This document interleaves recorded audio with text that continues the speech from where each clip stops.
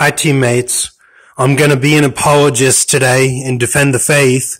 What this is here on today's show is they're showing how these people are going to church, and it's like a climate change church, and they're combining Christ with we need to do something about climate change.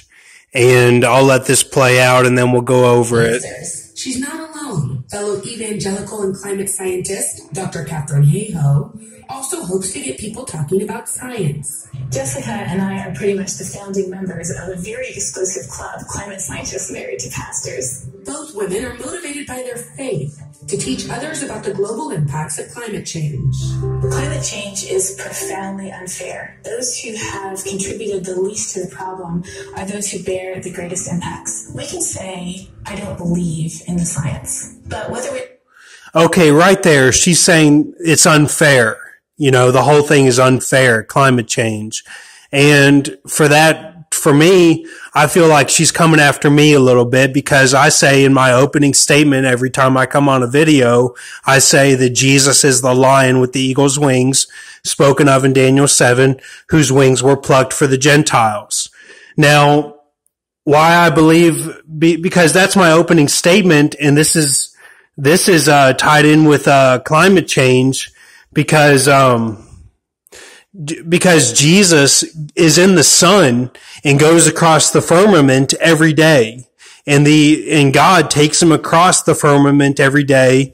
And I believe that God is represented by my Aunt Dee Dee's first husband, Don, her second husband was Don, who's represented by the Word of God, and the first husband was Bob.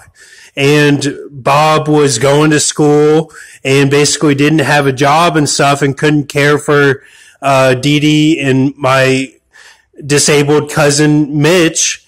And basically that was the end of their relationship. And then she got with Don, who worked at GE in Louisville and General Electric, and dreaded going to work every day, but you know, he got it done, and that was their relationship. So that's the relationship, that's the conflict between God, the devil, and basically the whole Garden of Eden thing. If you believe in Kamadeva and the God of love, that's my Uncle Don, and basically everything that happened in the garden with the pineal gland represented Eve.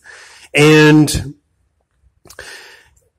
Jesus is in control of the weather on earth. Jesus controls all that stuff from the sun.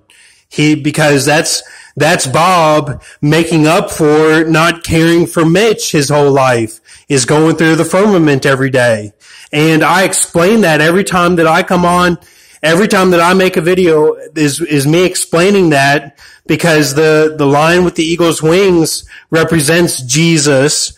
And it also represents, had the heart of a man, man was given to him, and that's Mitch. And in there is also Saul, that he was King Saul as well.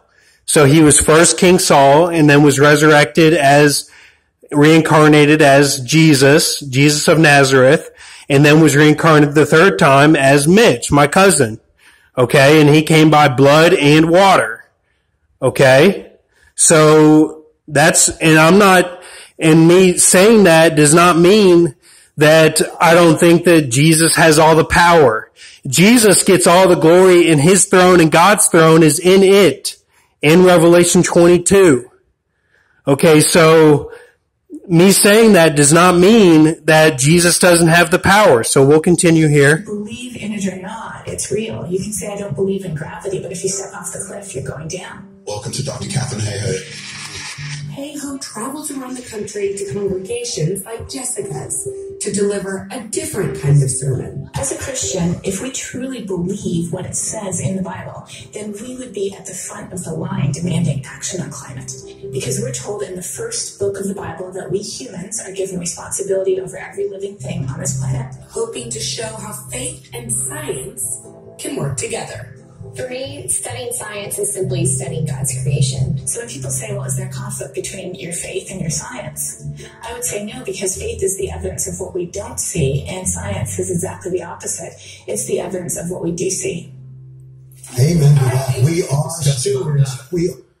Okay, check out what he's doing right there. Okay, he's trying to get gathered, and I mean, that's, it's all deception. You can believe that science and faith are together and that they move as one. There's a balance. But what they're doing is they're basically putting a church in place to promote climate change, and they're just saying that, it goes along with faith.